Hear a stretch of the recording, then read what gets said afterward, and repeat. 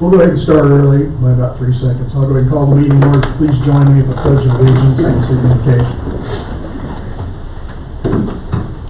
I pledge allegiance to the flag of the United States of America and to the republic for which it stands, one nation, under God, indivisible, with liberty and justice for all. Please join me in prayer. Holy Father, we thank you for this time this evening to work on the city's business. Give us wisdom and understanding and help us to do what's right in your sight. Father, we want to lift up those people in Texas that have lost loved ones, comfort them in their loss, be with those people. It's just tragic when those things happen. Just bless them with your presence and be with us here as well. In Jesus' name we pray. Amen.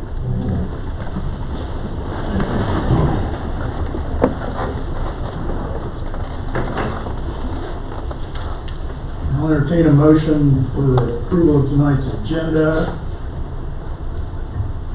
I make the motion to approve the agenda. Chris has made a motion. Second. Naomi seconds. All those in favor say aye. Aye. Motion carries. Moving along. Citizen comments. My little 30-second speech about citizen comments. This is a chance for community members to speak. It's not discussion time. We're more than happy to visit with anyone after the meeting or set up an appointment later in the week if there's issues that need discussion. But this is the public's opportunity to address the council and our opportunity and chance to listen. So with that, we'll go ahead and open citizen comments, and anyone would like to come forward and speak, you're more welcome to come to the podium and sign in, like what's my line, name, and address, and I don't know, his phone number on there. It just sounds better if you say all three. Good evening. Hi there. Do you have a pen? I'm sure we have one here someplace. I've got it next to it. There we go.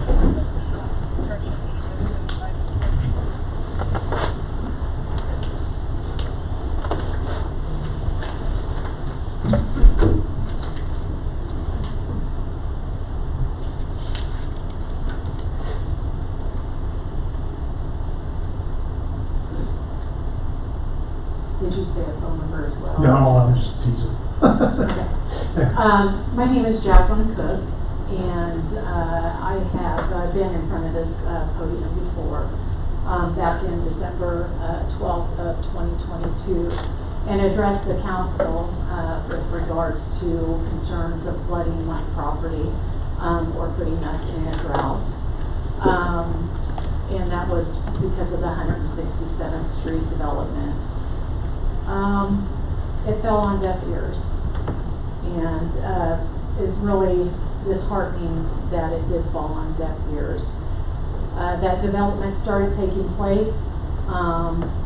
They have flooded us out numerous times, intentionally, and with threats of flooding us out by Mr. Truelove with Don Langer. It has devastated our land, caused extensive damage. I have made an email to the council members, to the city attorney, to multiple officials in Sedgwick County. We are moving forward with that. I asked for a reply, and I have not gotten a reply by any members here. We want acknowledgement of what has occurred. Like I said, we're going to move forward from here on out. I appreciate your the Pledge of Allegiance. I appreciate the prayer. That's the kind of people that we are. We're American citizens. We do, vote. We do pray. We go to church. We're community members. I retired from Sedgwick County EMS after 27 years. My husband's getting ready to retire from the City of Wichita Fire Department. We have been public servants. We have served through the Goddard Booster Club. We have served in our church, and we are just being crapped on. Please address our email. 2 of them was sent. Thank you. Okay, thank you.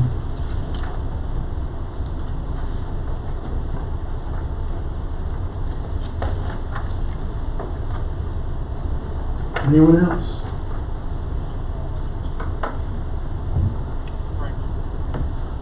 Okay, we'll go ahead and close citizen comments and move on. This time I'd like to give council members an opportunity to declare any conflicts or communication that they might have that might influence their ability to make decisions this evening. And consider any of these agenda items impartially. And there's a no on this side. You good? Right? And I'll probably recuse myself from item 3 during the presentation. Sure, okay, Girl Scout's presentation. She'll recuse herself for that. Krista, it's good, I'm good, okay, we'll move on then. Appointments, proclamations, nominations. This is item 1A. Real quick, Brian, I'm going to sneak in front of you. Yep. Just want to introduce our new Public Works Director, Jason Colley. Jason, Stan, appreciate you being here. 20 plus years of service in the Great Bend area. We're so delighted to have you here and hope you're here another 22 years. So, Thank you very much.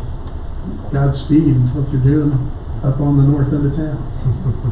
Thanks for being here this evening too. Good evening, Mayor Lee, members of council. The proclamation before you this evening has been discussed previously, but is here formally. This is in regards to what is informally being called as the mayor's campaign. This is in regards to creating or getting the funding necessary for the local match for the recent grant that was awarded to the city for our senior van, for the senior van project. So I'll turn it over to the mayor. I'm sure he has some remarks as well. But again, I just wanted to share with all of you our excitement for this fundraising campaign. And just to remind everyone that with the new funds that we created with the Central Kansas Community Foundation, that donations can be made online. There's a QR code that's available, that's I know been published on the city's social media page. The mayor has some cards with it as well. So people, as much as they can, if possible, it is the easiest way to do it is simply to go online and you can link to that QR code to the page that you can make a direct online donation for this fund. It'll go under this, so this will go under any funding that we receive will go under the senior fund. As you'll recall, we created 3 funds. There's the North Park Fund, Community Events Fund, and then the Senior Center Fund. So these specific funds will go into that particular fund, and then when we are ready to, when we need to take that money out to be able to pay that local match, we'll be able to withdraw those funds from the Central Kansas Community Foundation. So just wanted to remind council and everyone in attendance that we do have an online way for people to make donations rather than cash or check, but just wanted to do that, and I'll turn it over to the mayor for him to talk about the proclamation as well. Oh, thank you. Yes. Brian, appreciate that. Just briefly, the senior center numbers, I think we're fast approaching 600 members. Received this grant this spring for a van, which is really a van for the whole community, and it's there's a match, and I thought it might be interesting and fun to see if the members of the senior group plus the members of our community could raise some funds to cover the match for the van and the initial expenses. I just used 100 people as an example, so it's in the proclamation, but if someone gives a $400 check, great. I had somebody give me $1.50 in pennies, great. Pennies for progress. We'll take whatever people give because it's a collaborative effort. It's just not one person or a small group of people, but this is an opportunity for the whole community to pull together and show its support for the seniors, and for the seniors themselves to step up and show their support for the program that they're involved in. So I'll just read this quickly. It says, whereas the City of Goddard is committed to enhancing the quality of life for its senior residents by supporting access to reliable transportation for medical, nutritional, and community needs. Whereas the Goddard Senior Center has received a grant for funds to purchase a new transportation van for serving local seniors. And whereas the grant requires a local funding match to complete the acquisition of vehicle. And whereas the Mayor's Go Goddard Van Fundraising Challenge has been established to raise local match through donations from the member community. And where the fundraising challenge and aim is to secure 100 individuals at the following levels, and it's 20 at 400, 20 at 300, 20 at 200, 20 at 120 at 50. You can make a song out of that maybe. My granddaughter can, the way she sings right now at 2.5. Now therefore be it proclaimed that the City Council of the City of Goddard, Kansas does hereby endorse and support the mayor's Goddard Go Van fundraising challenge, encouraging a broad community participation and calling upon the residents and organizations to contribute generously to this important public initiative. Contributions should be made payable to the Goddard Senior Center Fund, a component of the Central Kansas Community Foundation, with van attached in the memo line. And this is dated the 7th of July, 2025. You're in at the reading of the proclamation. 7/7 is an interesting day for me because on 7/7 of 77, 48 years ago, I bought a van. Or not a van, but a Volkswagen Beetle, a Grand Orange. So it's a day that holds great memories in my heart. So appropriate that this happens on that day. Do we need to do anything else with this, Ryan? Are we good? We don't need a formal vote, right? Nope. Okay, very good. So let it be written, so let it be done. King of Siam. Moving on. Library appointment.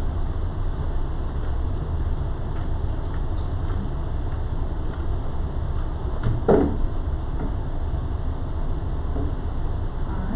this is for the appointment of Goddard Public Library Board member.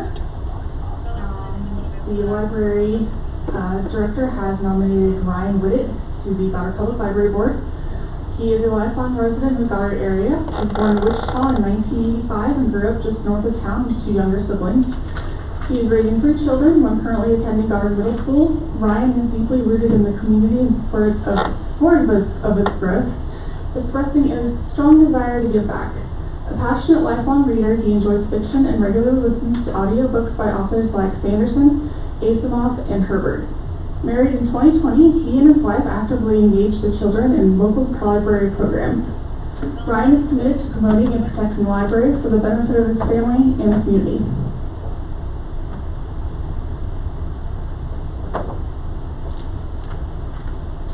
We'll just need it's recommended that the City Council move to appoint Ryan Whitted to the Goddard Public Library Board. I make a motion to appoint Ryan to the Goddard Public Library Board. I second. Naomi's made the motion, Krista seconds. All those in favor say aye. Aye. Ryan's here. Would you He like is to here. say a word or two? Sure. Don't go more than 60 minutes, okay? I don't think that's a worry. Okay, thanks.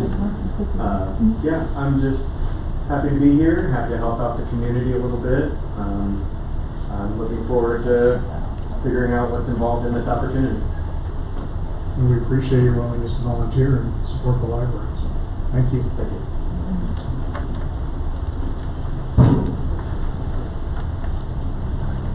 Item number 3.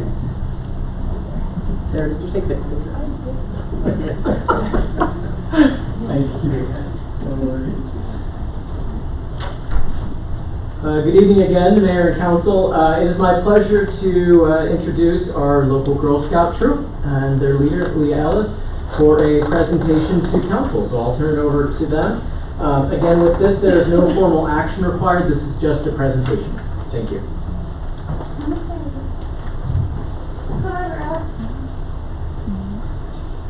Alright, do you come on? You want to take that off there? Hey, go in, Lee. Good evening, we're Girl Scout Troop 4266, and today we'd like to share a simple idea that could make Goddard an even better place to live, becoming a Tree City USA. Tree City USA is a national program that supports cities in growing and maintaining healthy trees. It's a way to show we care about the environment and future in our community. We believe trees are more than just pretty.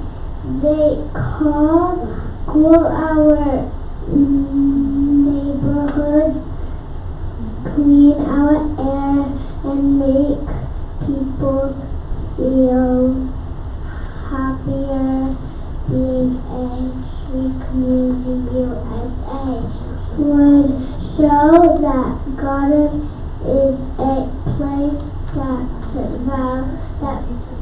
that values nature and future generations.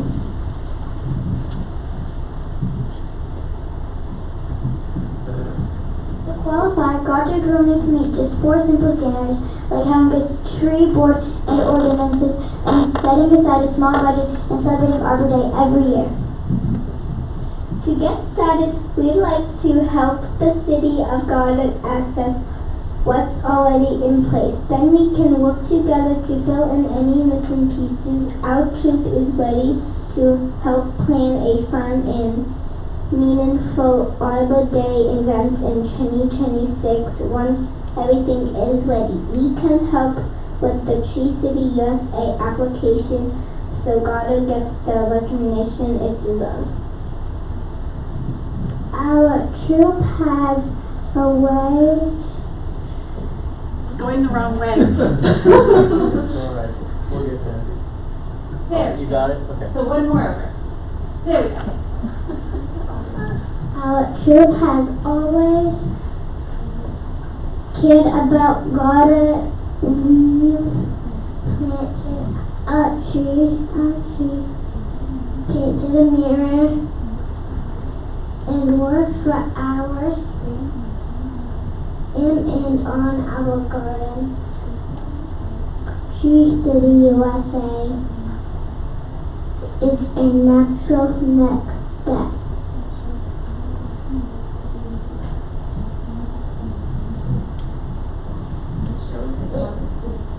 It shows that Goddard is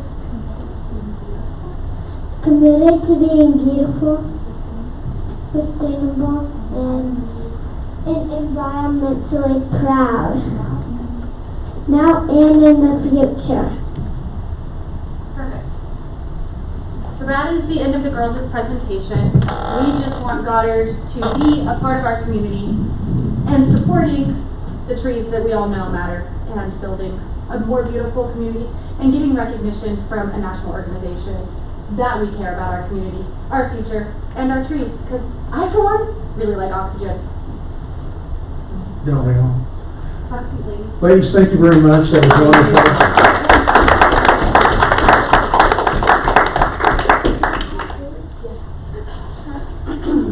I just want to mention, ladies, that yesterday morning I took a little walk in the park and I walked by the tree and it's still staked up very nice, and I think it's grown about another foot since you planted it, so it's looking really good, starting to fill out. Another 10 years and there'll be plenty of shade under it, so it's growing. That's a great thing. So appreciate your support for our community. The mural is always something that adds a lot of color.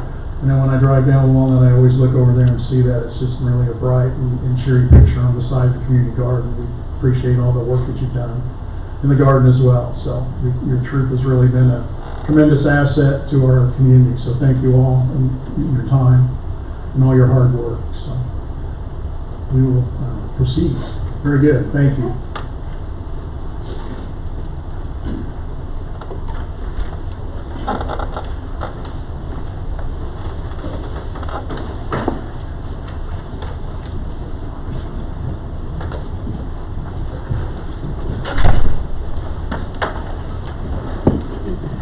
Okay, we'll move along here. I'll make a motion to approve tonight's consent agenda. Do I have a second? Brent second. We'll let him have one here. All those in favor say aye. Aye. Motion carries 4-0. No unfinished business under H. That brings us to new business, I believe. Zooming along. City Administrator Craig, you're up. Honorable Mayor and City Council, Craig Crossett, your City Administrator. It's my honor to bring you this first item of new business.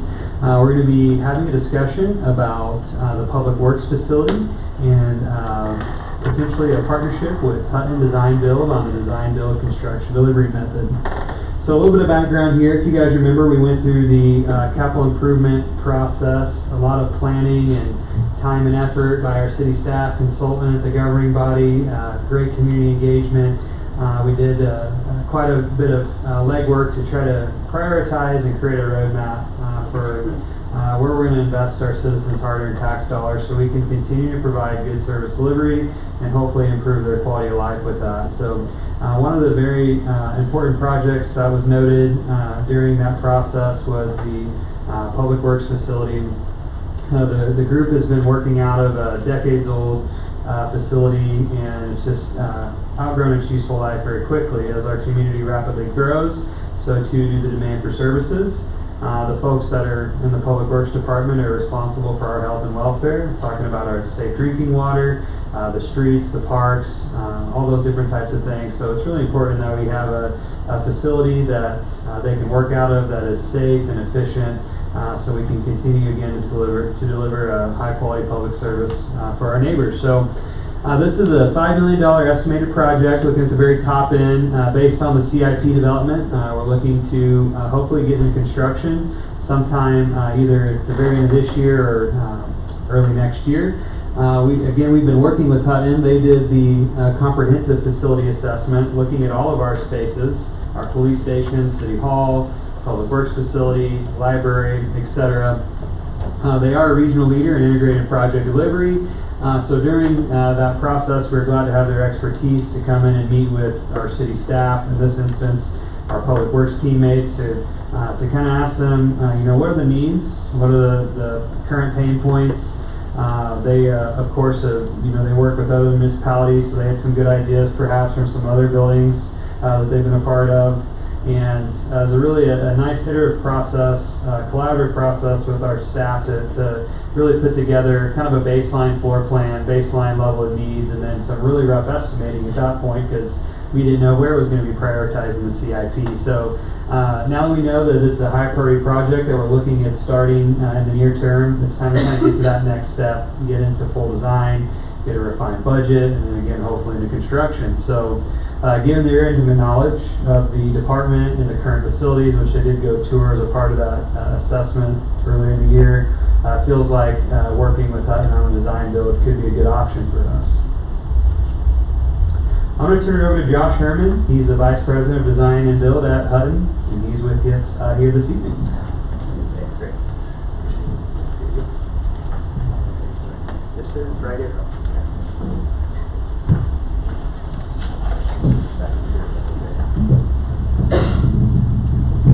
You guys hear me okay? Yeah. All right. Well, Mayor, council members, thanks for having me tonight. Appreciate the time to be able to explain the difference in delivery methods. Craig thought it would be a good idea just to maybe run through what different ways you can actually do a design and construction project and talk about some of the benefits that design build delivery offers. And so just a little bit about us. I know most of you were here when we came last year and kind of did the planning process, which was, I think, really successful. And for several of you who are involved with that, you might remember Lisa Schroeder, who's unable to join me tonight, but she does a lot of our municipal projects and has been doing this for over 20 years and has been a real value to the process for not only planning public works, but also library, city hall, all the things that we looked at for you.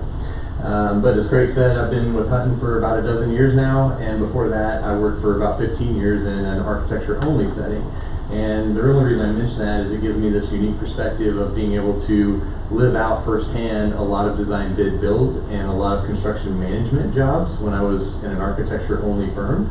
And when I came to Hutton and we started concentrating on design build, I learned a lot of the differences and pros and cons. And for the last decade, we've really been working to perfect what I would call the best of both worlds. It was humbling how much I learned coming to a general contractor about architecture. And we've tried to implement that in the way that we deliver service to folks in the cities and municipalities like you guys, like yourselves. So that's a little bit about us. We're a purpose-driven company. I'll go through some of these kind of quickly. We've been around this area for 33 years now, and we're up to 5 offices, soon to have 6. But we home base in the state of Kansas and always will. We love it here. We work hard to try and keep talent here. And one of the unique things about us, though, is we're very integral. So Ben Hutton, our CEO, will say that we want to be able to meet anybody at any point in the timeline on their facility's journey. So whether that's at the beginning when it's just an idea or a concept or a new business that's growing, or whether it's in a design and architecture stage, or whether that's for construction, or even living with buildings, as you know, is very hard work and expensive work. So we even have a facility services team. But that's all under one roof for Hutton, which is a little bit unique. And so when I talk about design build tonight, I'm going to talk about it from a lens of being an integrated design build company. That's a little bit about us there. Some of the relevant work that Craig started to mention, we've done some work for the City of Lindsborg, which included a master planning process not much different than what we did for you guys. And included a new design of a public works facility, actually kind of very comparable. We've also done work for cities of Derby, Wichita, McPherson, Salina, as well as several other projects that implement sort of garage and maintenance bays and office space and storage bays and wash bays. All of the elements of public works. We've just done several of these type of projects over the years and feel very comfortable operating in that space. So, as I started to say earlier, the three major delivery methods are kind of listed there one more time. Design, bid, build, you would probably think of as kind of the most common, or a lot of people think about that as the most traditional route, which essentially you hire your architect, you make all of the decisions with them, and then you send it out to bid for some general contractors to give you a price. And all they're doing is pricing the decisions that have been made with the architect. Having worked in that environment, sometimes it involved a lot of prayer on bid day, hoping the number was less than what we told you it would be. I don't know about other architects, but at K-State, there weren't cost estimating classes. And so you come out and you kind of cost estimate by the price of the last building plus a few bucks because it's a little later in time. We do things quite differently, and I'll get to that. Maybe just a couple more highlights there. So a couple important things to note. Two points of contracts, one with your design team and then one with your build team. And that's just a line of risk for you, I would say. Construction management came on the scene 15, 20 years ago in this area, hot and heavy, mainly because Hutton was the one driving the charge. And it's better. There's an implied teamwork.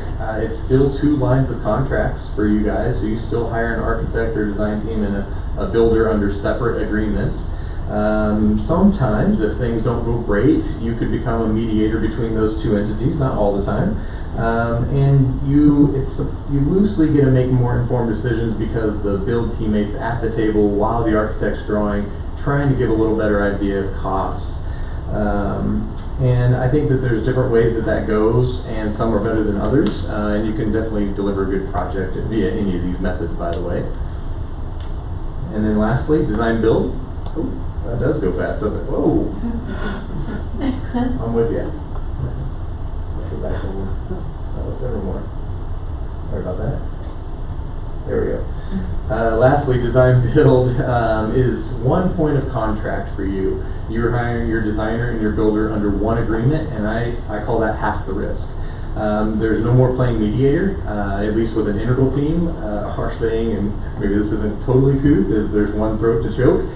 You get one phone number to call for your design services, you get one phone number to call for your construction services, and if there's ever any problems, it's still the same number to call.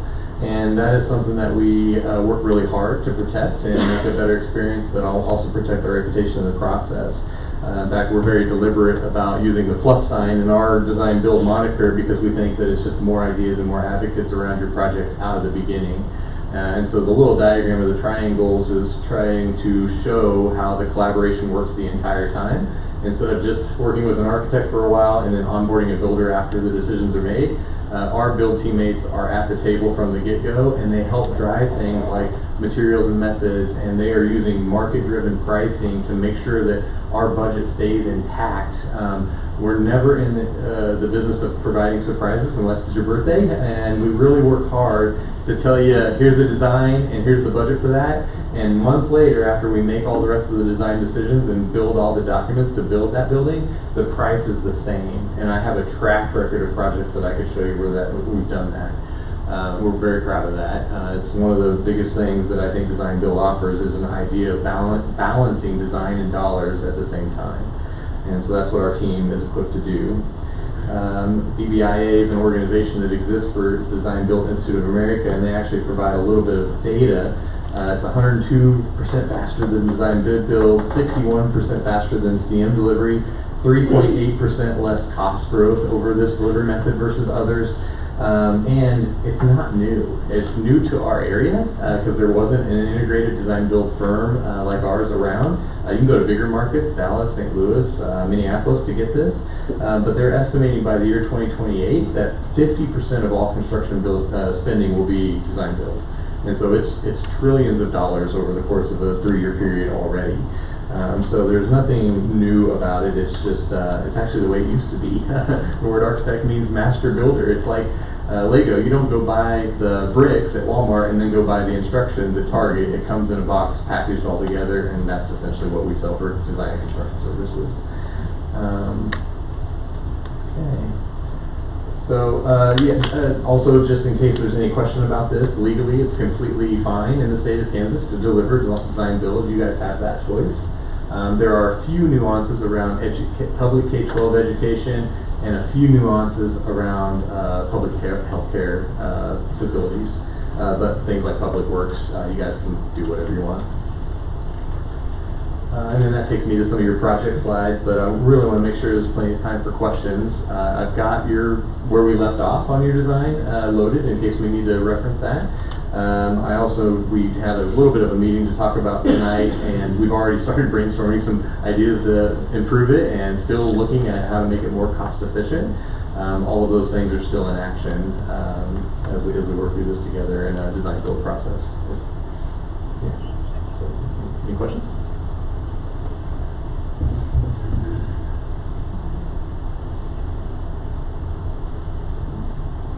Anybody have any questions? I know that Jason steps in here at the right time. Exactly the right time. Instead of after it's being built and wishing things would be different, this gives him an opportunity to be part of this. I know that part of the turnover issues that were identified by the interim had to do with the facility. It's over 70 years old.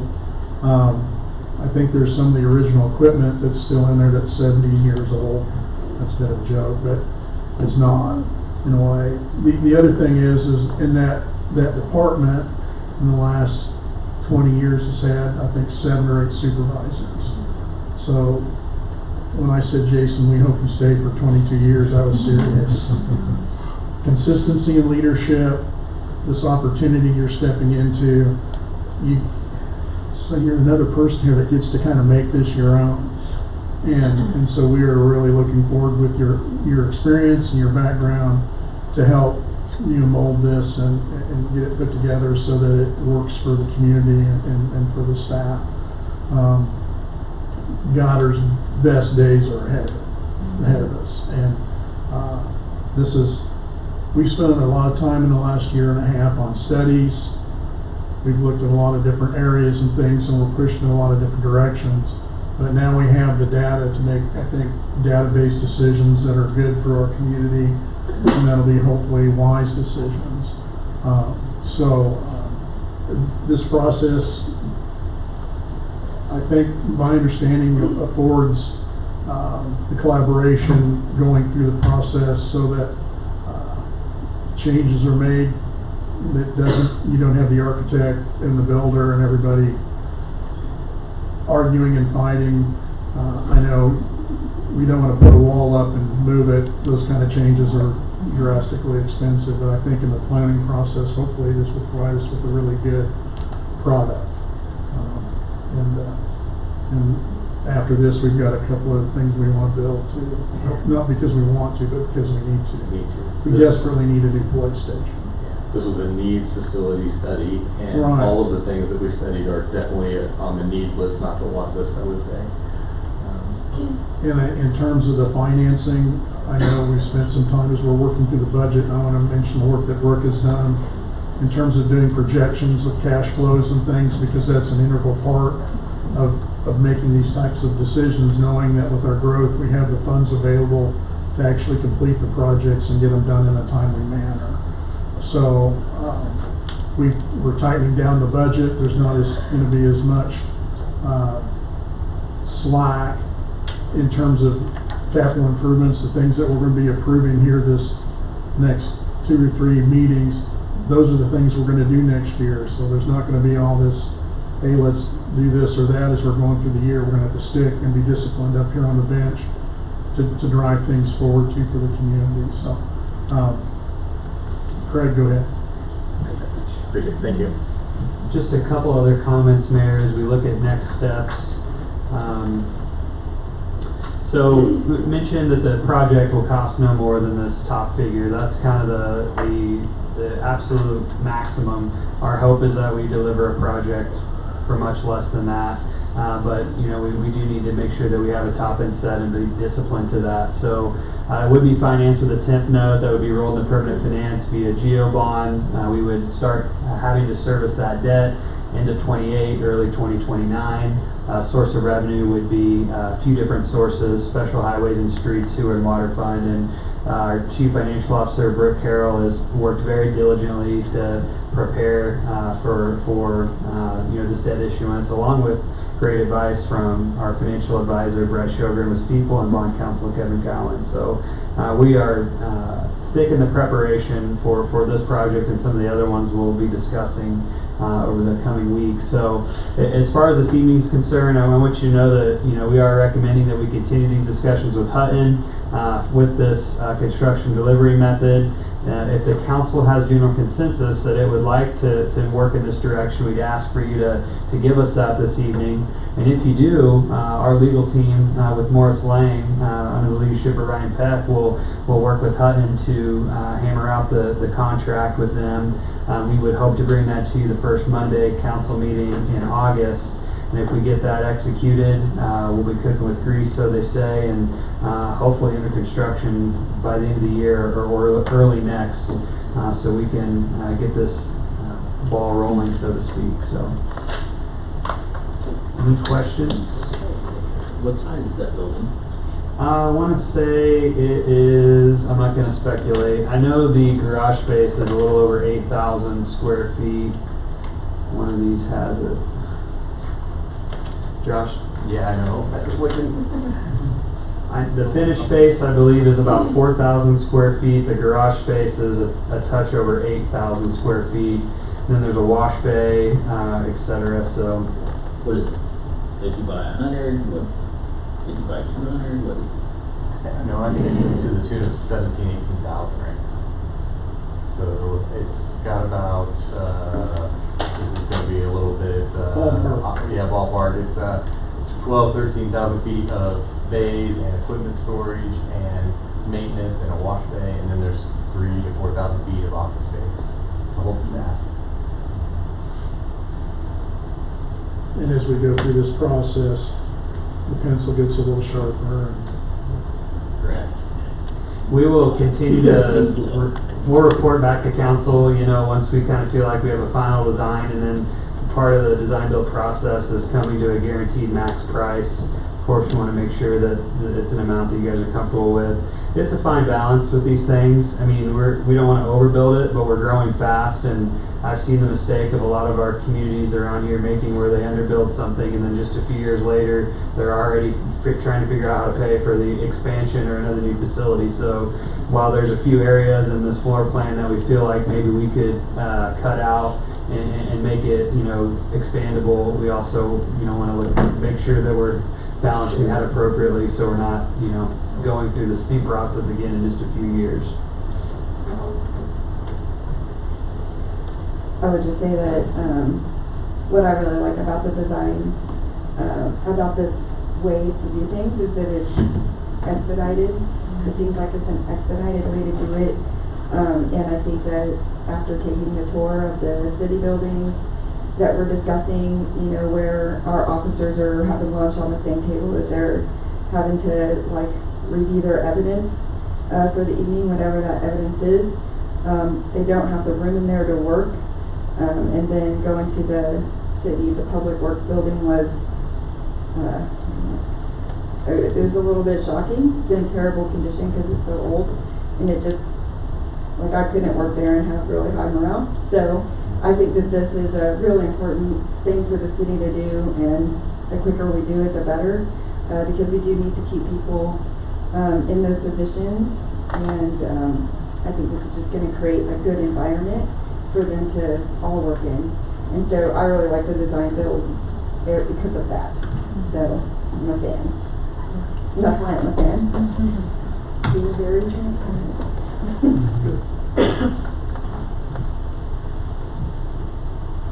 So in terms of proceeding, are we good with that, using this process?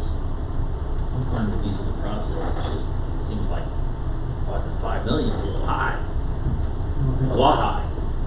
Well, that's the top end, and I'm hoping that it would come in below that by a substantial amount, but It's like $400 a square foot. But that's for several buildings, right? It's not just. No, that would be for the public works That's facility. just that building, I think it'd be better if I got you the square footage exact, so that. you probably need to. yeah, no, but I think, because we've talked, and I think it's just, with anything, I think when we looked at even the preliminary numbers, there was a 15% contingency in those numbers from last year. So I don't think anyone wants to come and make start down this road and say it's gonna be X, say the number was 3 million, and then it ends up being 3.5 million. Nobody wants to overshoot. I think the whole idea is that that's the top end number, and this will come in substantially below that. And, well, Because we're not committing to anything other than just finishing out the final design, in which then gives us the ability too, that when we're looking at this, the options of making changes that would reduce the price, or maybe a step, figuring out a way to do it in steps, which we talked about. And it's not just build. It's not just build a building. It's design and build, Yeah. which I don't know anything to be honest my building's about design. 13,000 square feet, it's worth about 850,000, so I mean, I mean, that's why I'm hard with it. My building's a metal building, 20 feet sidewalk, so that's one reason why I'm like, whoa. Well, assessed value and the cost to build that brand new $275 a today. square foot is what it costs now to build a metal building. $275 finished, that's not just garage space. Right. Garage space is about 75 to 100 square foot. Am I right? We're I'm right. talking 275 close. commercial versus 275 is residential. finished, like office finished, right? For pre-engineered metal building? Yeah, Maybe. yeah. One, there's nuances to this. You may be talking about a residential space versus this is commercial, and so there's some different things that we have to comply with. And we'll work through budgets as we get into this. Everyone's gonna have an idea in their head on what they're willing to digest as far as an expense is concerned. And I know that we don't need to be like anyone else as far as looking at what's going on in other communities, but I do think it adds some context. There are some other places that are building these facilities right now, actually, that are just down the road, and we can look and see what those price points are too. And I think there's some value in that perspective as well. So I don't disagree with what you're saying, but I think right at this point, the decision is to go forward with this kind of process. Yeah, it's good. That's good. Not the budget. We're just approving the process. I just don't think we need to say, oh, we're $5 million building. And I don't think that's Josh makes another good point. So when we were looking at that estimating, not only did it have some project contingency, but they put some annual creep in those numbers too, not knowing that it was going to be built the next year. So that's a consideration as well. Okay. Like the mayor said, we don't want to throw a number out there and then way overshoot it. So And furnishings and equipment. Yeah, you're right. It'll be fun. That total paper price if you do it. So we're in agreement to use the design build process? Yes. Yes, we're up. Yes. There we go. well, we'll be back that first Monday in August. Our legal team will work on contracts with them, and we'll just continue forward. So very excited to go on this endeavor. This is history making in our community. We haven't had a new facility in quite a while, so we'll all be pretty excited about it. It's been, what, how many years? I think the wastewater treatment plant was the last new facility built in our community, and Harlan, do you know what year that was built? 2008, guessing? It's been a little while, so. Thanks, council. Very good.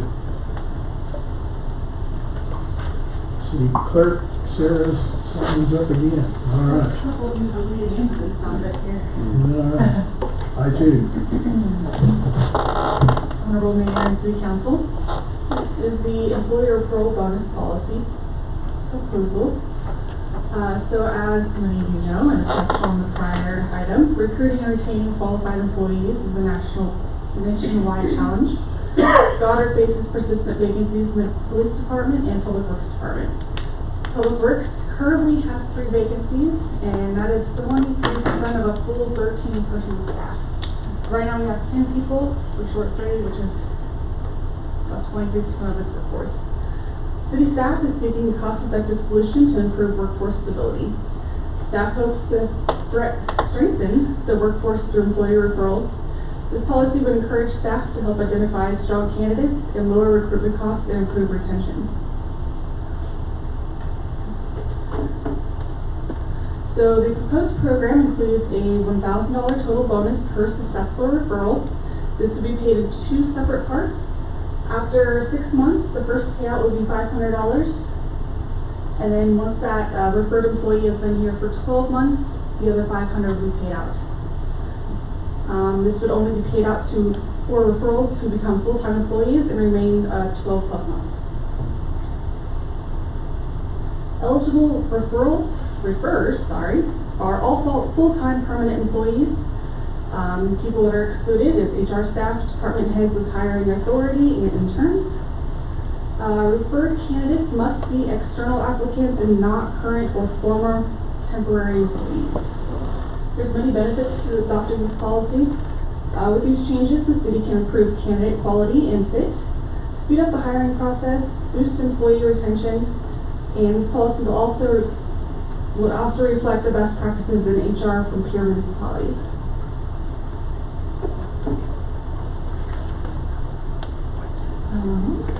Bonus costs be covered within existing salary and benefit budgets. Cost savings compared to traditional recruitment. So traditional replacement cost is about $4,000 to $7,000 in advertising, training, and lost productivity. Referral bonus costs $1,000 and it'd be performance tied, and of course it's contingent on being employed for the 6 months and then the 12 months. And legal is approved as to form. So our recommendation is to approve the adoption of the employee referral bonus policy as presented and authorize the modification of the City of Goddard personnel staff policy to reflect the changes. Any questions?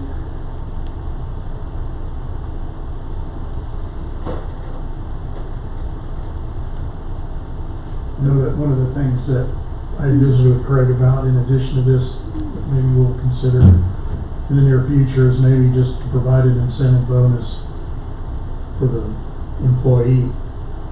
So if somebody's here a year for some type of bonus, they make it 2 years and 3 years, maybe those first 3 years provide maybe a step bonus for that as well.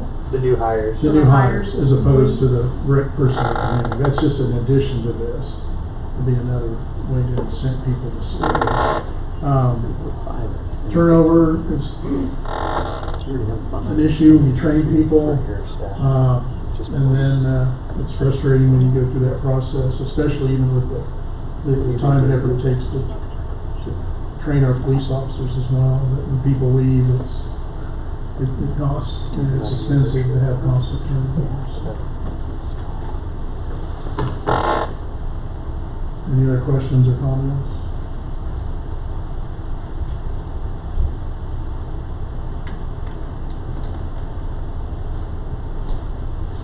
I'd like to make a motion that we move to approve the adoption of the employee referral bonus policy.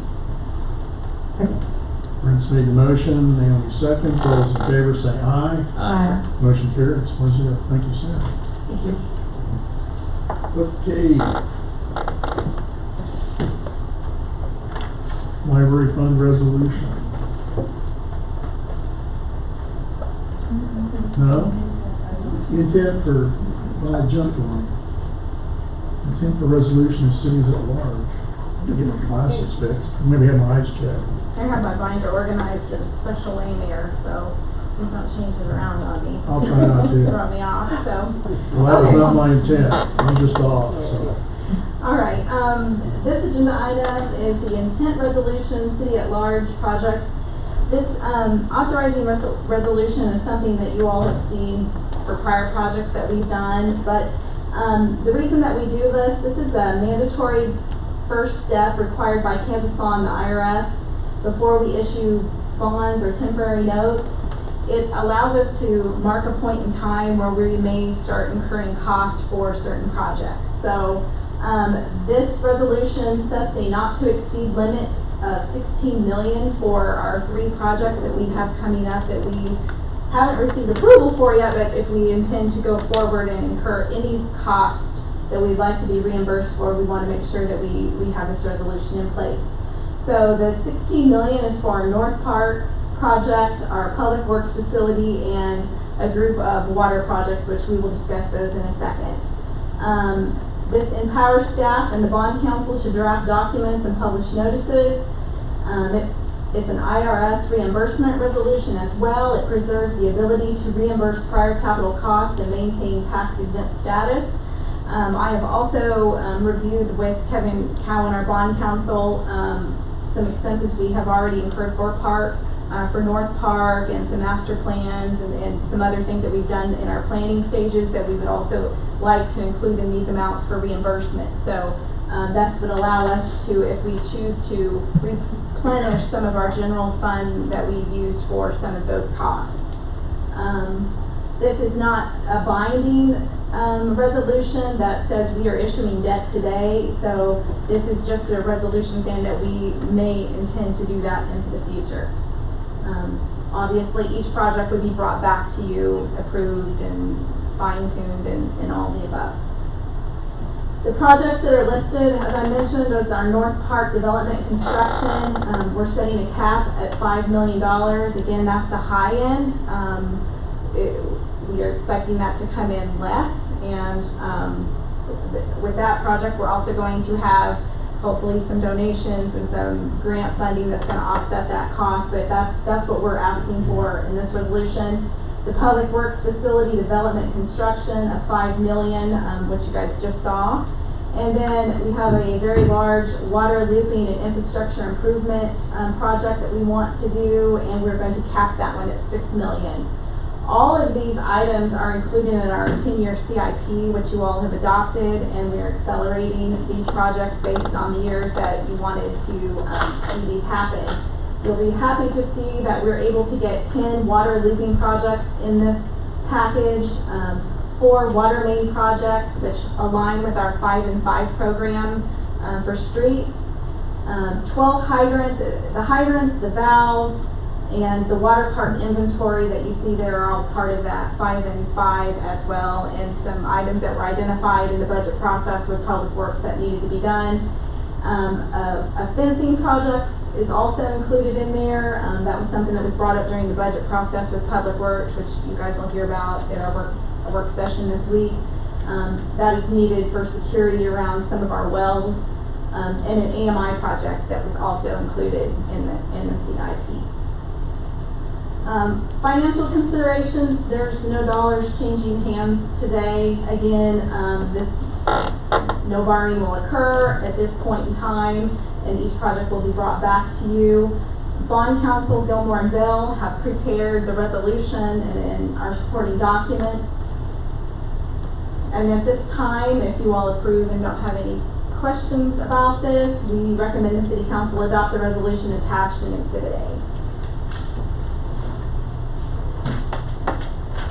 Make a motion to adopt the resolution attached in Exhibit A and supporting documents. A second.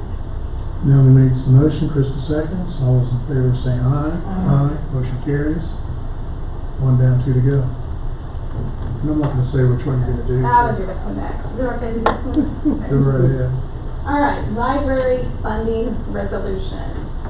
Some background, as we were preparing the budget, and you all have heard this within the budget workshop, back in 2018, I'll back up just a little bit. The council has approved an extra support of a 3 mil levy starting back in 2018. And also in 2018, we decided to add $25,000 in addition to the mill to help recruit and retain a qualified library director. And then again in 2023, we added an additional $10,000 to that 25 to help cover some health insurance and dental insurance. So that obviously totals $35,000. And this annual agreement was formalized in March of 2023 with resolution 2323. And again, this was an initiative to support leadership stability and the library staffing during transition. As I already mentioned, the city allocates the statutory 3 mills annually to the library through direct transfers. And that comes in and comes directly out.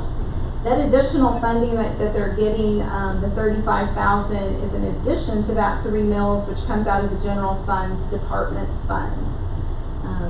We have seen a rapid growth in that mill in that period of time. In 2022, the value that they were receiving in for funding was $153,000, and it's jumped up to about $231,000 based on the increase in valuation from that time.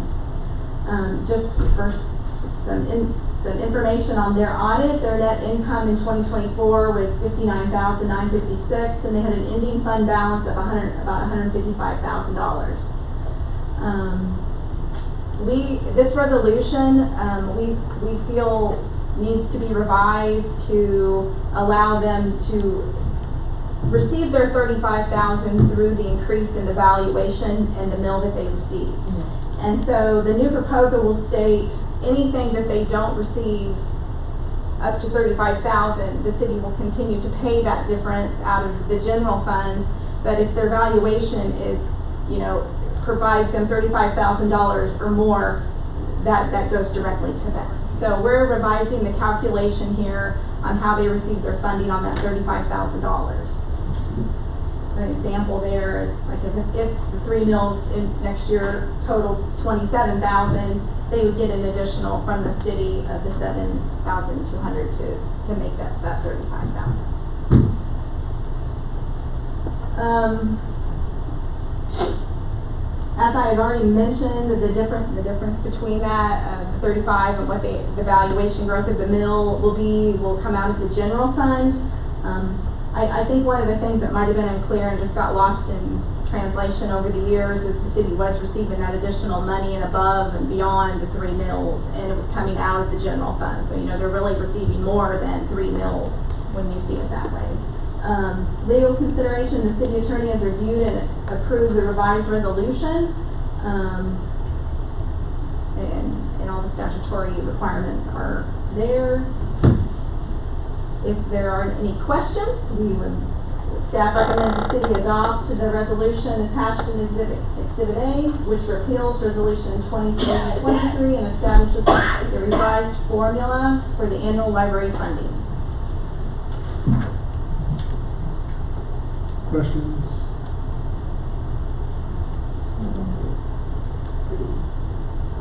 And the library staff and boards?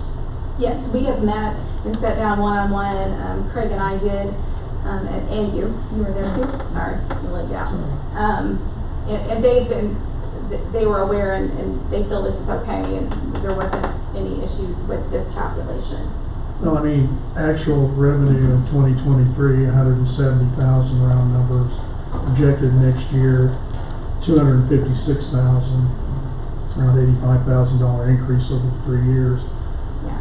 And that's basically a result of the growth of the community and the increase in our valuation. So, if Goddard wasn't growing and that mill levy wasn't changing, the whole issue would be different. So. And they do have a significant amount of cash reserve that they've banked over time too, so I think they were very understanding, and I think this will work well for them as well. Have a guaranteed amount of increase in revenue each year, so. I'll entertain a motion to approve. I make a motion to approve, to adopt the resolution attached as Exhibit A, which repeals Resolution 23-23 and establishes a revised formula for annual library funding. Second. Chris has made the motion. Any seconds? All those in favor say aye. Aye. Motion carries 4-0. Number 3, we're rolling. Okay, this is another step in our budget process.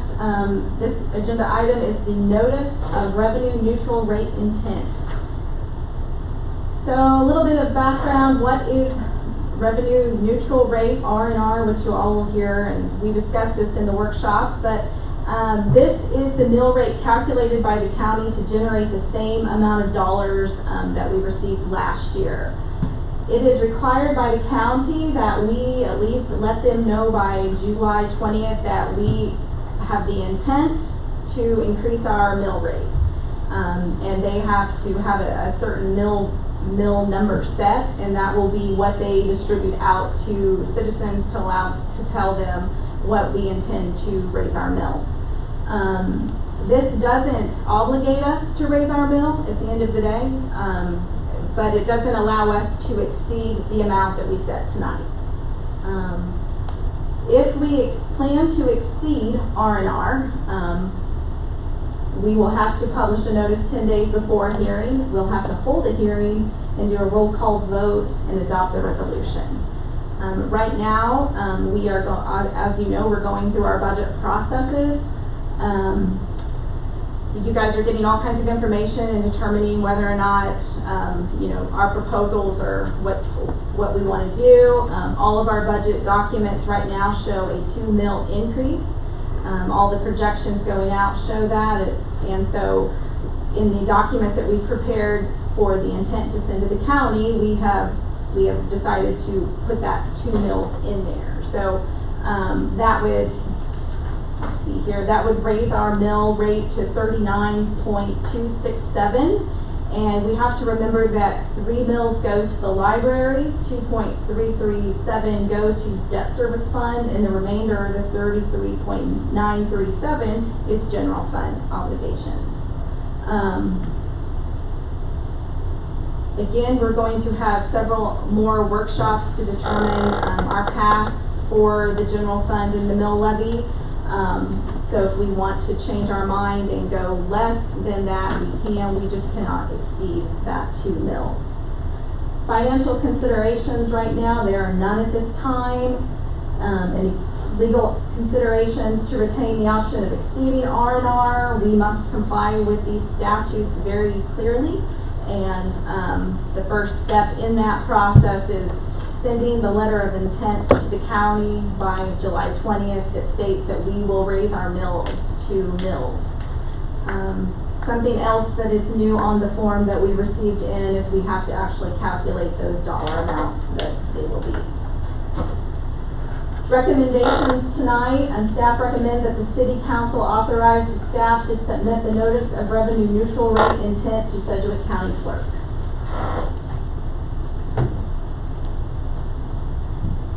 Oh boy.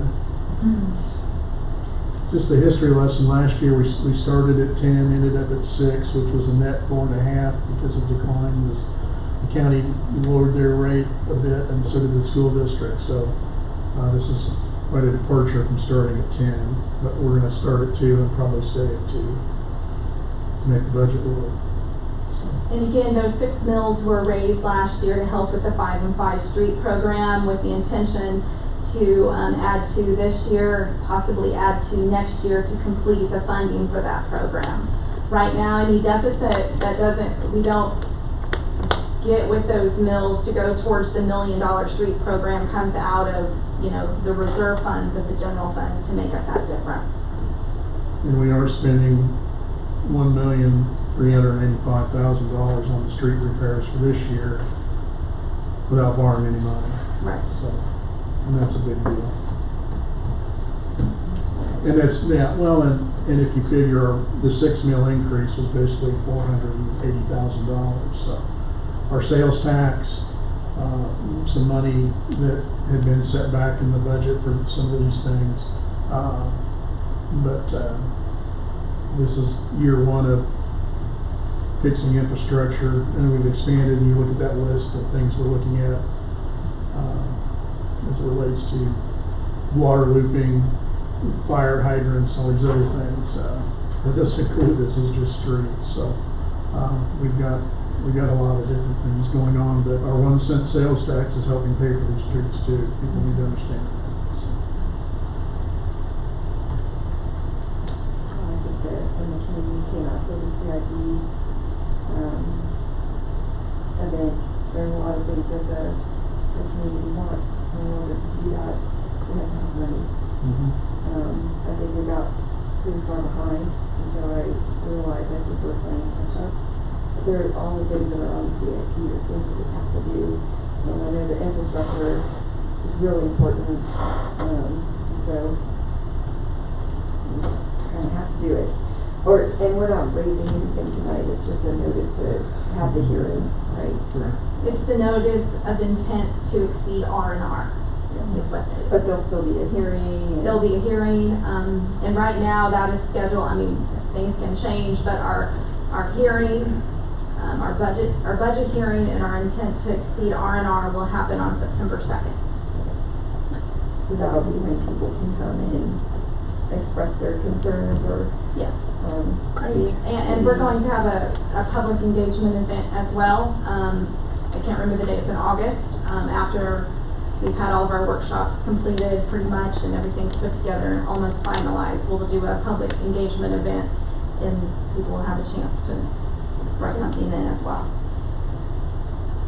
I make a motion to authorize staff to submit the notice of revenue neutral rate intent to the Sedgwick County Clerk. A second. Naomi's made the motion, Crystal seconds. All those in favor say aye. Aye. Motion carries 4-0. Thank you, ma'am.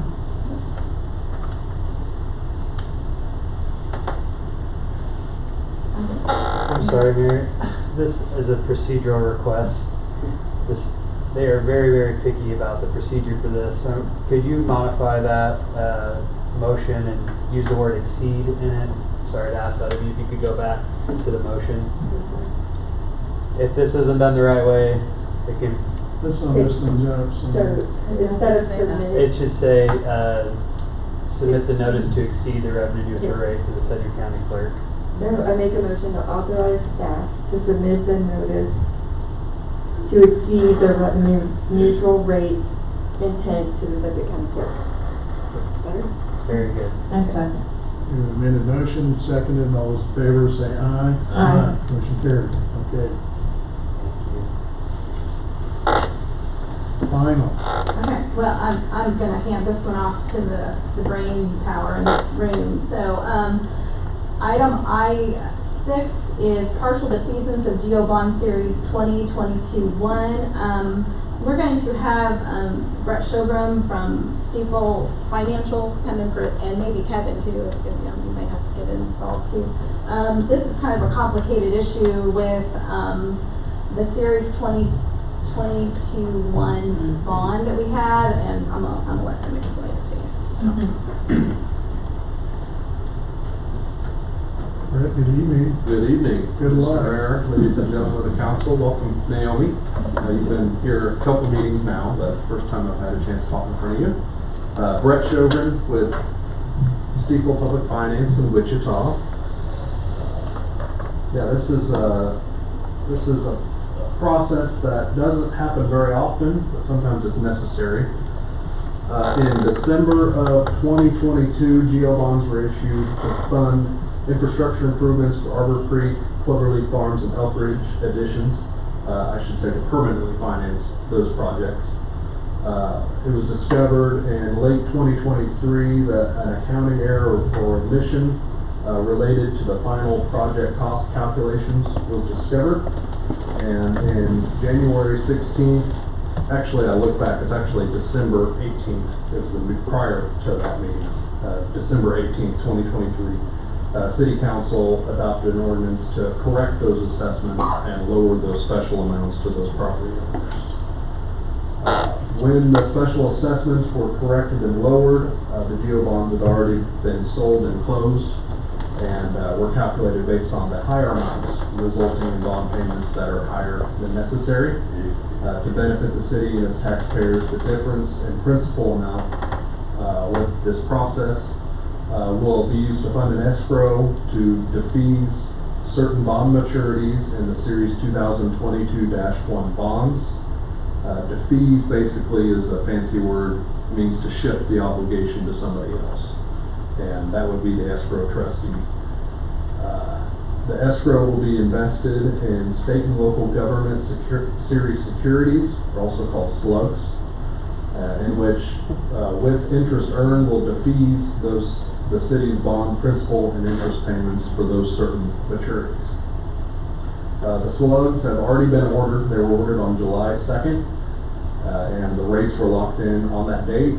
And with the interest earned in the escrow, the city's 2022-1 bond payments will be reduced by approximately $96,366.50 per year. That's an average savings, totaling $1,760,818.92 in reduced debt service for the 2022-1 bonds. With approval of the resolution that's attached to your packet, in the supporting documents, an irrevocable trust escrow will be set up with Security Bank of Kansas City, which is the trustee. And on July 17th, the defeased bonds will be removed from the city's books and will then become obligations of Security Bank of Kansas City, which will then make the bond payments, the principal and interest payments, and then they will call the bonds on the call date, which is October 1st of 2030. That's why an escrow is necessary, because the bonds are not callable yet. And that call date is October 1st of 2030. The cost of the defeasance will be paid using the funds from the escrow. The resolution and supporting defeasance and escrow documents have been drafted by Kevin Cowan, Gilmore and Bell, your Urbana Council. And staff's recommendation is to adopt the resolution supporting defeasance and escrow documents. And I'd be happy to stand for any questions you may have. Some of you were on the council at that time, and some of you were probably half and half. But that's right when a shift happens.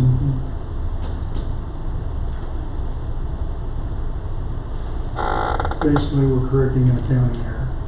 Correct.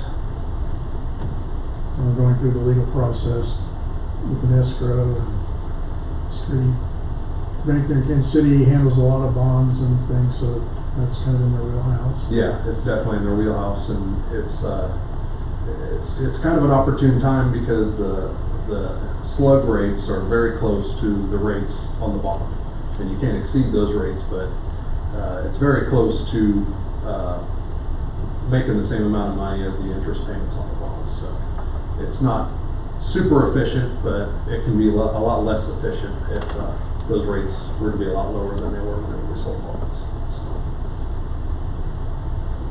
Kevin, yeah. I screwed something. No. So I'm responsible for some of these document provisions being applicable, but it's an opportunity to take some bond proceeds that weren't spent, and our bond documents provide, if you have that, those just go to your bond and interest fund, and they can be spent on the principal and interest over time. In this case, it was a pretty big number, and so it would take a number of years to apply that. Interest rates may go up or down, it may not be very efficient. You may have some bad investments in the future and just not be earning much on that.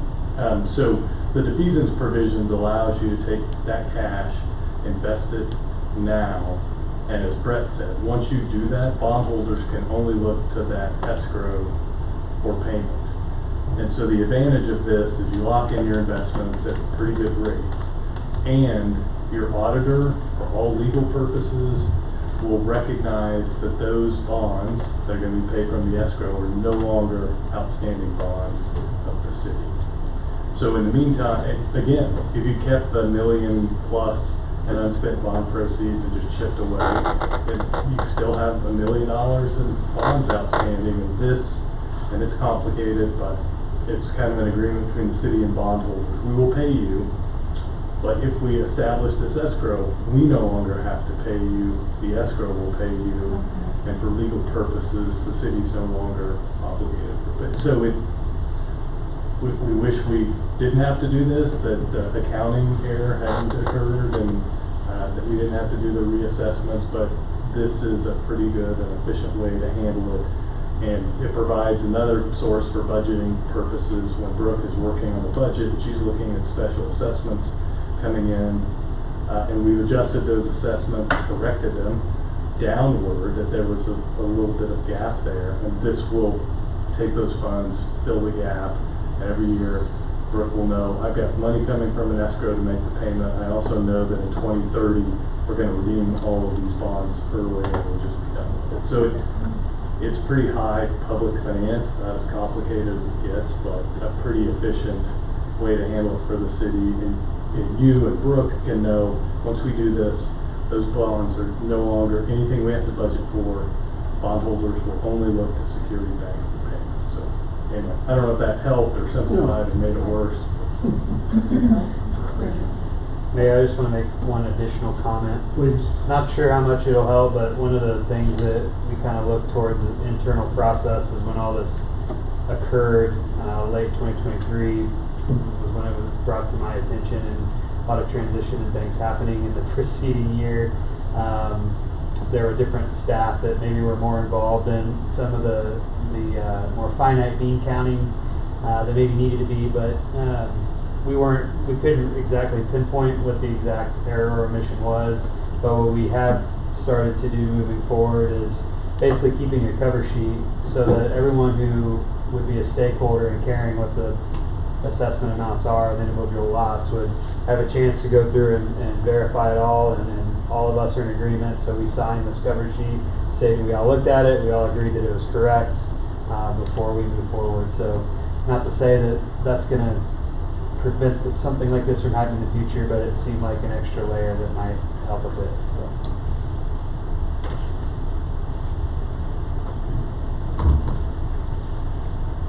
We all good? Any other questions? I'll make a motion to adopt the resolution to support the defiance and escrow documents. Thank you. For a second. All those in favor say aye. Aye. Motion carries 4-0. Thank you. Gentlemen, thank you.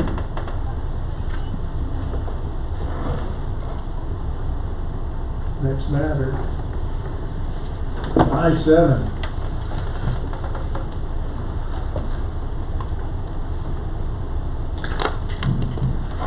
Okay, thank you guys. I-7 here, our last item of new business. So we referred to the CIP a few times tonight. A couple of large projects in there. One of them we already discussed was the water system looping, and of course the 5 and 5 street program. And so we, as you guys know, have a long time city engineer Harlan Forker with CED. They have intimate knowledge of these projects, and so based on our successful prior work with Harlan's firm, we're looking to consult with them on doing the engineering design work for the waterline looping improvement projects, as well as the 2026 phase of the $5 million 5-year program road work. So looking at the water line, we've got 10 looping projects.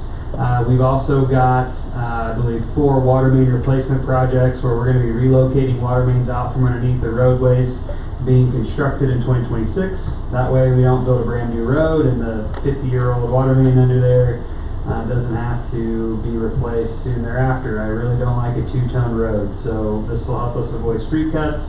And the roadway program was a bit of a organic motivation to maybe replace some of these water lines that are reaching the end of their useful life. So looking at the water line projects as a part of the looping, you can see we have these 10 different project areas here. The value in the water looping is just to improve our fire flow suppression, create some redundancy in the system. So if you have a main break somewhere, you can get water fed from the other side. It kind of limits the area of service interruption when you have those kind of redundancies.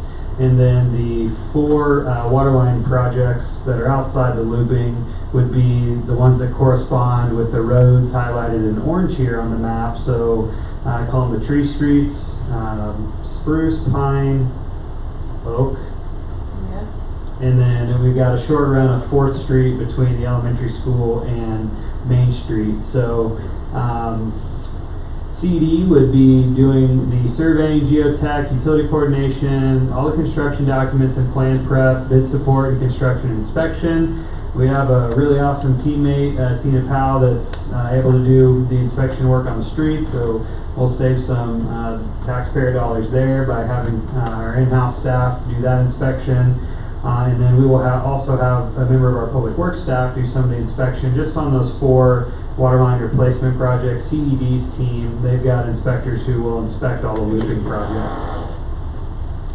So looking at the financials, quite a bit of detail here, but you guys saw what the top end amount was for the waterline projects. We're sitting at like 5.4 million right now, so at some point there'll become a decision time where do we want to utilize the fund balance of 600,000 underneath that 6 million to do some additional waterline replacement while we have some economies of scale. That might be prudent. Do we want to try to get as much of our AMI water metering system installed as we can? That's about a $950,000 project, so that $600,000 balance wouldn't quite cover it, but we could get a large chunk of it done. What that AMI allows is for us to just click a button and all the meter reads just load up into a spreadsheet at a remote location, whereas right now we are spending staff time driving around. Then if it doesn't work, which we have a lot of rereads every month, they got to go out there and physically check the meter. So there's a lot of value and opportunity cost in not having an AMI system. So we got a bit of a balance there that we'll have to make a decision on. As far as the roads are concerned, you know, we're looking at about 1.288 million. That's a little over the 1.25 that we've got budgeted, $1 million for reconstruction, 250,000 for our annual maintenance.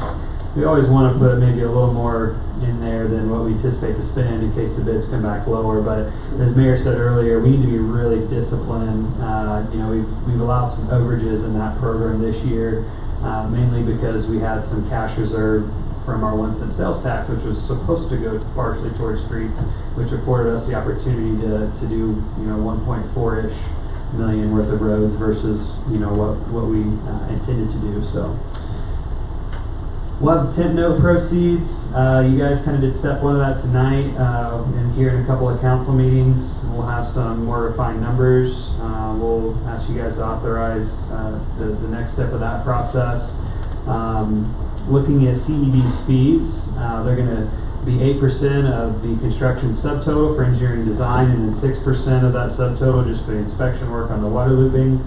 Hopefully you guys saw the more detailed version of that within the agenda packet materials.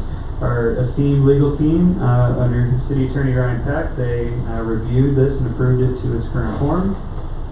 With that, staff would ask that the council authorize the mayor or city staff to execute the attached contract with CEDPA for engineering and design services related to these 2 projects. We will come back to council several times. When you get into capital projects, it's not like one approval and then it's done and we can just run like the wind. We'll have to come and ask you for permission to advertise for bid. We'll have to come back and ask you to award a bid to a general contractor. Let's see. So at least 2 more times. Maybe there'll be several others with the financing process. So this is just kind of one of the early steps. You know, Harlan's already doing work. He needs to be able to send us bills, and we can pay them for the work he started to do. Greg, if I could interject, one of the things we also added in here, several of these locations we tried to estimate where we might need easements to put these water lines in the water looping project. We don't like, if we can avoid putting them in the street rights of way, especially county right of way, we're in at their discretion and they can tell us to move them if they do a project. So we tried our best to try and estimate maybe putting some of these water lines in easements, and I'll be honest with you, it's just our best guess at this point, and what those may cost is another just best guess at this point. So hopefully we've been conservative enough to be able to cover those. But just want to mention that easements are a little fickle to try and obtain at times. So That's a great point, and several of these will be in there. And then we also have 12 hydrants.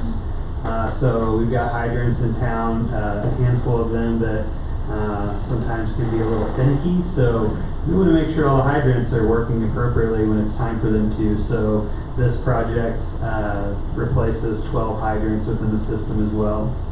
I think we've got some new valves in there too, so we can make sure we can isolate the system during times of repair.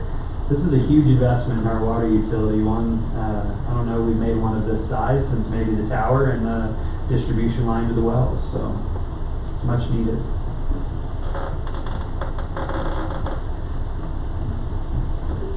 I'll make a motion to authorize the mayor or city staff to execute the attached contract with CEDPA for engineering and design services related to the 5-year 2026 street reconstruction projects and the 2025-2026 water line looping improvements project. Second.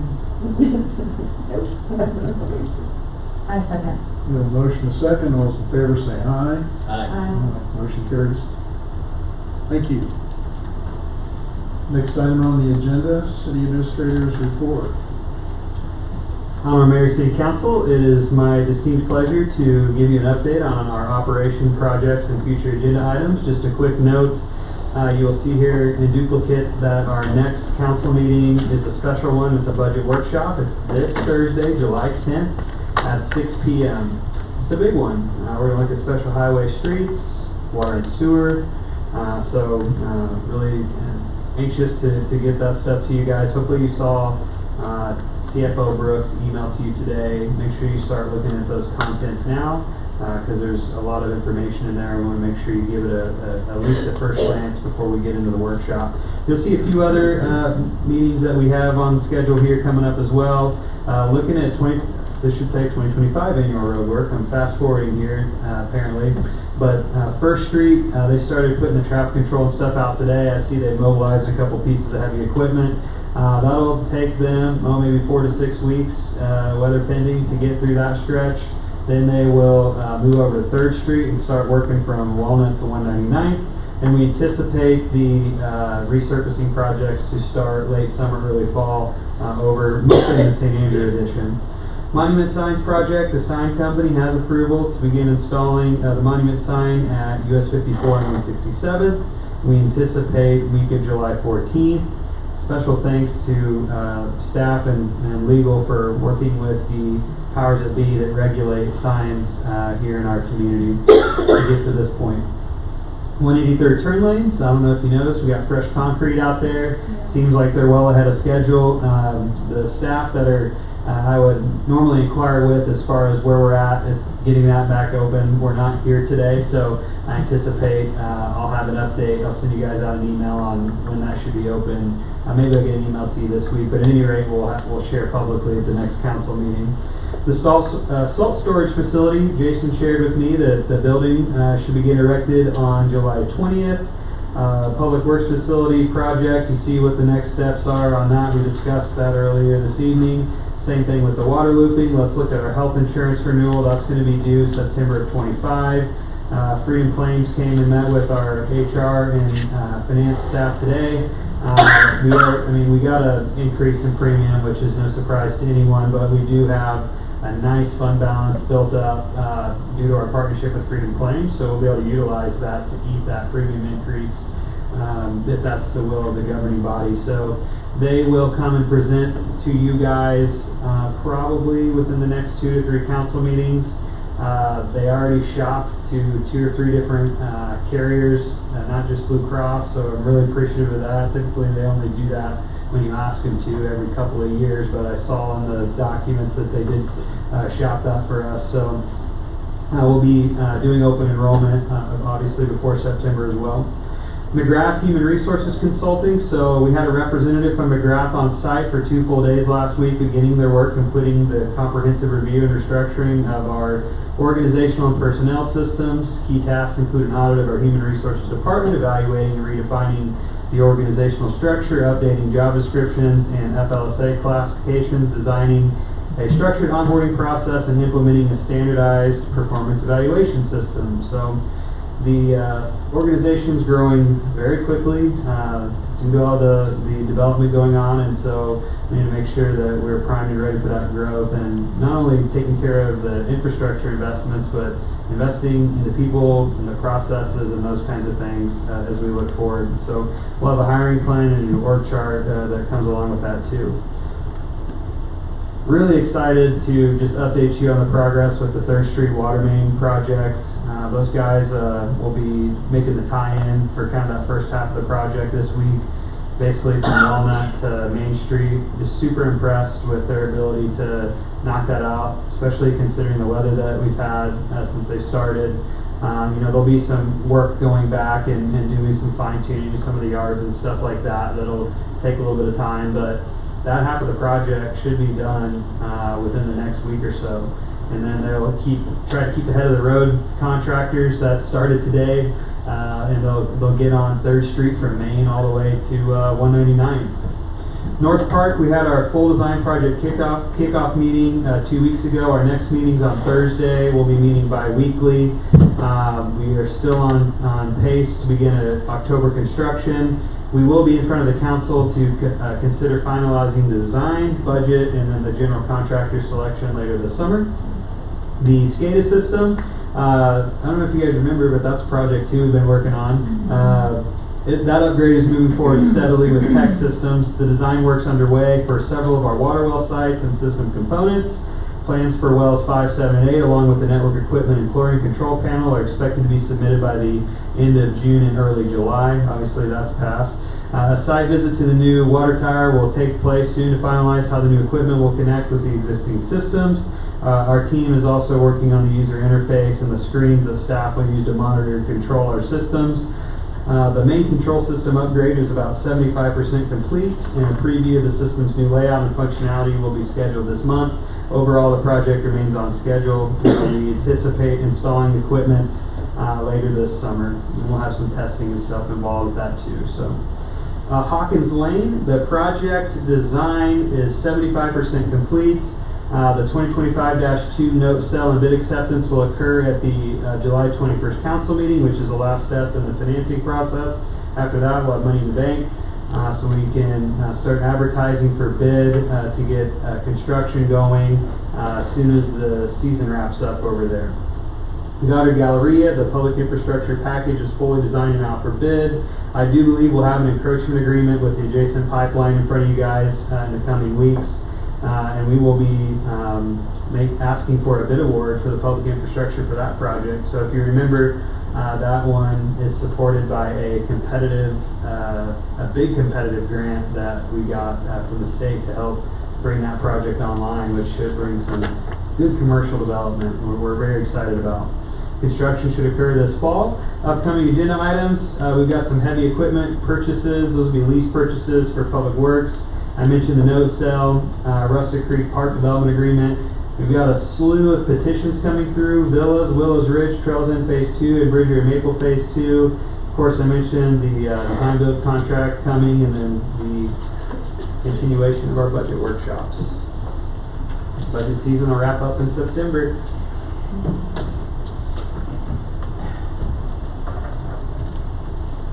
Any questions? Keep it busy, I see. Yeah, I'm trying to stick to the highlights. So. I'm still waiting for that drone footage.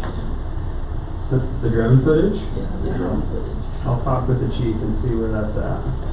Still up in the air. Thank you, guys. Nice job. Governing body comments? I would like to thank you, Jacqueline, for bringing your concerns to us. I wasn't here serving in 2022. And I want to thank you for your service to our community. I did not respond because honestly I wasn't sure how to respond to your email, but an acknowledgement of your email would have been appropriate. And I apologize for adding to the distress that you are experiencing. And I hope that this can be resolved soon, and I'm pretty disheartened if this is the kind of occurrence that's happening among our developing communities, and so I apologize for not responding to your email, and I hope that a solution can be reached soon. I'd like to welcome you, Jason, to our team, and I appreciate that you're willing to jump in here, and I'm excited for the direction that we are taking and that you're part of it. And I'd like to thank the city staff for putting together all of the things that are occurring in our community right now. It's very exciting. So, just want to start by thanking some of our community partners who put on a pretty awesome 4th of July for the city this weekend. So I know the Lions Club and the city paid a lot of time and money to make that event as awesome as it was. The fireworks show was spot on, and the garden is the best place to watch it, by the way. It was pretty awesome. So thanks to everybody at the Lions Club and the city who helped with that. Thanks to our fine police officers who were out there making sure that everybody stayed safe. So it was awesome. I had a great time. I wanted to say thanks to all the staff and everybody here who is working on the partial defeasance, and also for the city staff for putting things in place to make sure, or at least to try to prevent things like this from happening in the future. These kind of errors are, I watched it over the last couple of years just cause a lot of stress for a lot of people in the community, so I'm really grateful that you're putting some things in place to try to prevent it going forward.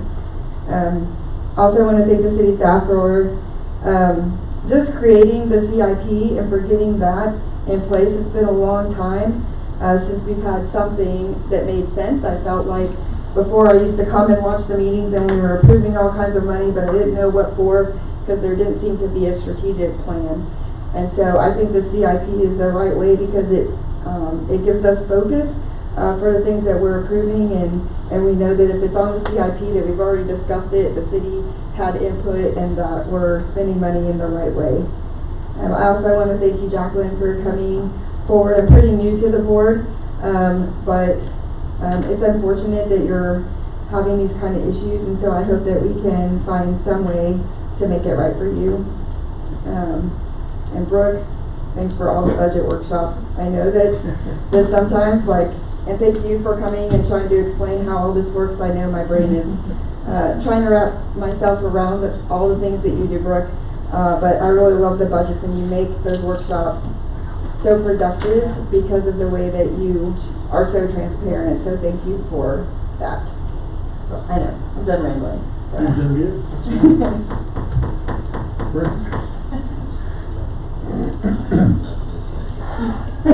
That's so surprising. Jacqueline, I want to echo what Krista said. It's unfortunate things like that happen. Just a little bit I've read, I've driven through there, I can kind of see the mess that's been created in terms of they're in the middle of trying to build retention ponds and all that. Whatever the excuse is, there's no excuse. And it's just an unfortunate thing that's happening. Hopefully we can get it resolved quickly for you. I want to thank the Lions Club. The whole evening was well done. The community garden is a nice place to watch fireworks. If you have a chance and you haven't been over there, the things that continue to be done, things that are added, it's nice. And there's actually real produce being grown. Even my wife's got the best looking tomatoes that she's ever grown. And so she's pretty excited about it. She won't eat them, I get to eat them, so I'm really the one that's excited. Next big event, August 8th, National Night Out. I know there's, Danny's working on sponsorships and things. There's some vendor registration applications that can be seen online. That's August 8th from 6 p.m. to 8 p.m. I think a booth rent's like $50, but It's always been a great program. We look forward to another fine evening in August, and I will not guarantee that it'll be sunny and 75, but in my mind, that's what the temperature will be. So we'll find 75 degrees if you have to go in the locker room at districts, yes. The chief usually takes a bite from the canine, and us staff were kind of wondering if you might consider. He was planning on being sick that evening. Still a good cause. You know, I heard my wife was talking to an insurance agent to raise my insurance. So that's what's going on. I don't know, guys. I'm not as young as I used to be, but and I don't appreciate the humor that's the back row there, the laughing about that. But I'll consider it. I'll just say that at this point. But I'm not going to do it alone. So, yeah. All right. Should raise money for the. I understand. Yeah. Oh, that's a great idea. The Goddard Hill Band fundraiser. All right, and I do appreciate the staff's work on the band fundraising project. I even used the QR code to convert my check over, so it actually posted today. So it's easy enough that I can do it, and anyone can do it. So look forward to seeing how that works out, and we've got a great community. This is an opportunity for people to show their support. And I'm sure there'll be other opportunities as we move forward, but I want to thank everyone for all their hard work and diligent efforts. Echo what's been said about the staff.